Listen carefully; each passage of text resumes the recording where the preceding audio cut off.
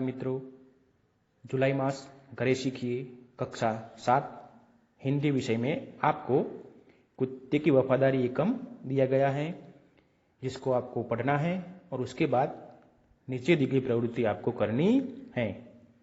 आपको यहाँ सूचना दी गई है कि आपके पुस्तक में दी गई कहानी पढ़िए और समझिए। कहानी बहुत अच्छी है, आप उसे पढ़ेंगे तो आपको बहुत मजा आएगा।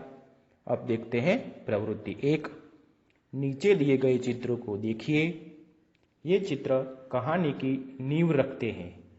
आपको यह चित्रों को देखकर एक नई कहानी बनानी है। कुछ बातें ऐसे भी होंगी जो आप अपने आप सोचकर लिखेंगे। यहाँ आपको 3 चित्र दिए गए हैं। ये चित्र आप पूरे ध्यान से देखिए।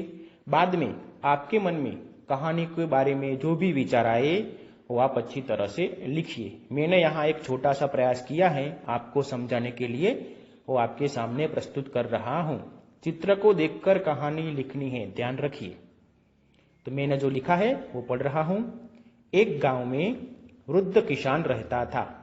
वह हर रोज अपने खेत में रखवाली करने जाता था।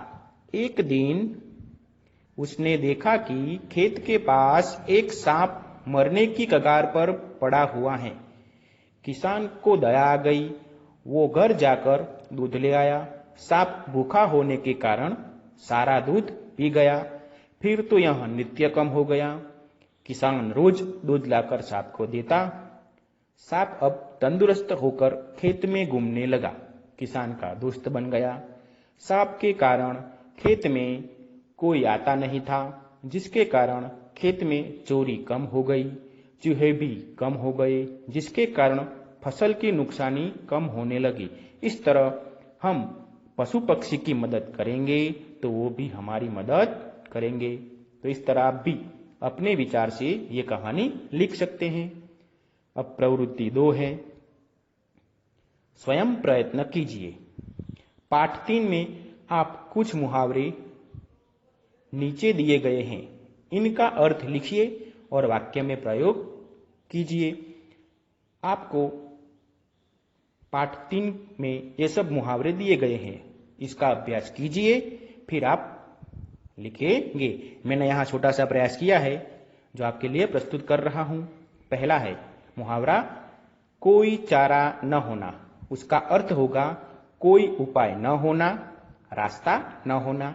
वाक्य है, लाखा के पास कुत्ते को जमानत पर रखने के अलावा कोई चारा नहीं था।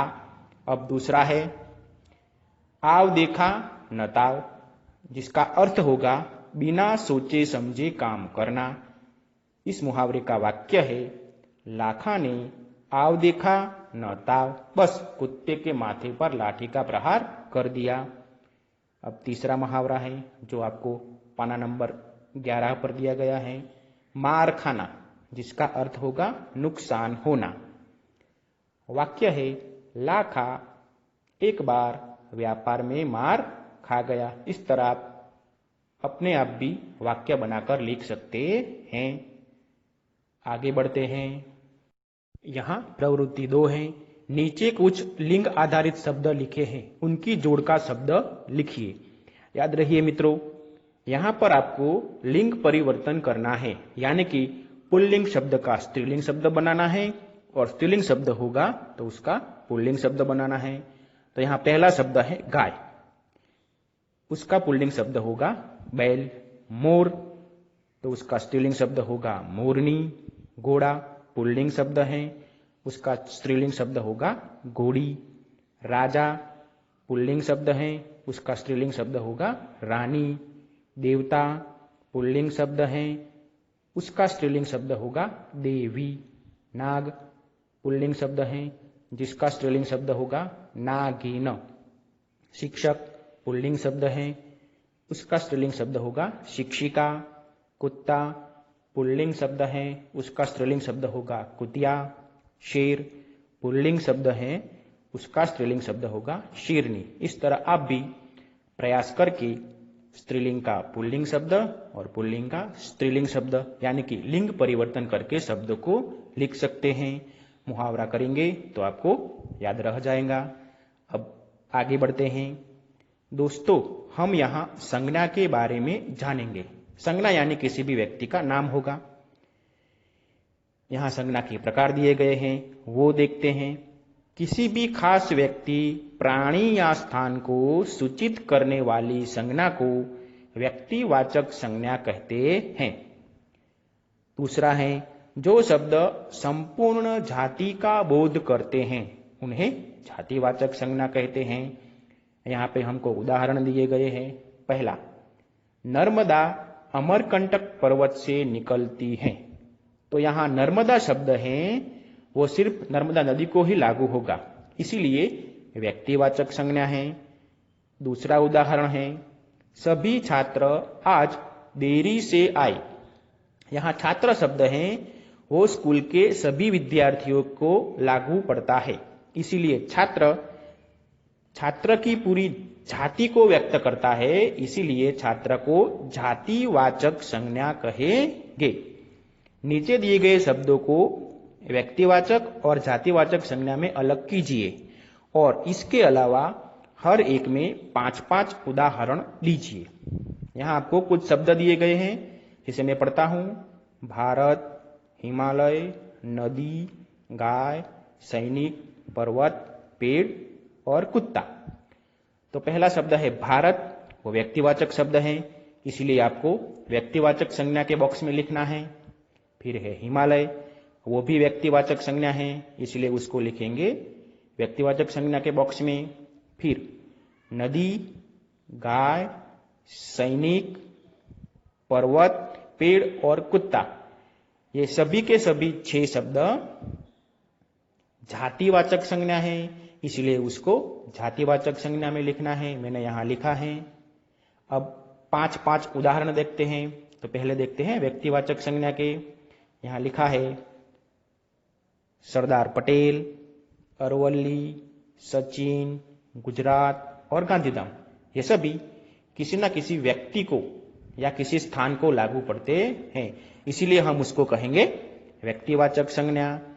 अब जातिवाचक संज्ञा जो यहाँ लाल रंग से लिखा गया है, फूल, पक्षी, छात्र, देश और राज्य, ये सभी किसी व्यक्ति या स्थान के पूरी जाति के बारे में बताते हैं, इसीलिए हम ऐसी संज्ञा को जातिवाचक संज्ञा कहेंगे। आप जैसे जैसे अभ्यास करेंगे वैसे वैसे आपको यह याद रह जाएगा। अब आगे बढ़ते हैं। आपको आगे का एकम दिया गया है कथनी और करनी, जिसकी सूचना है आपके पुस्तक में दिए गए पाठ को पढ़िए और समझने का प्रयास कीजिए। आपको यह पाठ पढ़ना है और उसको अच्छी तरह से समझना है। उसके बाद हम प्रवृत्ति करेंगे। प्रवृत्ति 1 है, निम्नलिखित गद्यांश को पढ़िए और प्रश्नों के उत्तर दीजिए। यहाँ आपको एक गद्यांश यानी कि एक परिच्छेद दिया गया है, उसको आप अच्छी तरह से पढ़िए, फिर उसके प्रश्न के उत्तर दीजिए।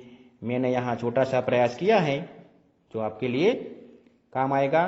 आप अपने विचार से भी इसके उत्तर लिख सकते हैं। प्रश्न 1 है, गद्यांश का एक शीर्षक दीजिए। शीर्षक का मतलब होगा नाम। उत्तर है शहर की भीड़ अथवा तो शहर की जिंदगी। प्रश्न 2, महानगरों में भीड़ होती है, समाज या लोग नहीं बसते। इस वाक्य का आशय स्पष्ट कीजिए। उत्तर है महानगरों में लोग ज्यादा रहते हैं पर एक दूसरे से संबंध नहीं रखते, सामाजिक संबंध रखते नहीं, कोई रिश्ता नहीं रखते। प्रश्न 3, भीड़ में बुद्धि या विचार नहीं होता, ऐसा कौन सी बातों से स्पष्ट होता है? तो उत्तर है जहां भीड़ होती है वहां विनाश होता है, वहां निर्माण नहीं होता, इसीलिए भीड़ में बुद्धि या विचार नहीं होता। प्रश्न 4, जमघट और समाज में क्या अंतर होता है? तो जमघट यानी भीड़ जहां मानवता मदद की भावना नहीं होती, समाज यानी मानवता जहां लोग प्रेम से भाईचारे के साथ रहते हैं। प्रश्न 5वां, फ्रिज आने से क्या हानि हुई है? तो उत्तर है फ्रिज के कारण पड़ोसी से जामन मांगने की जरूरत नहीं, यानी कि पड़ोसी से मदद मांगने की जरूरत नहीं।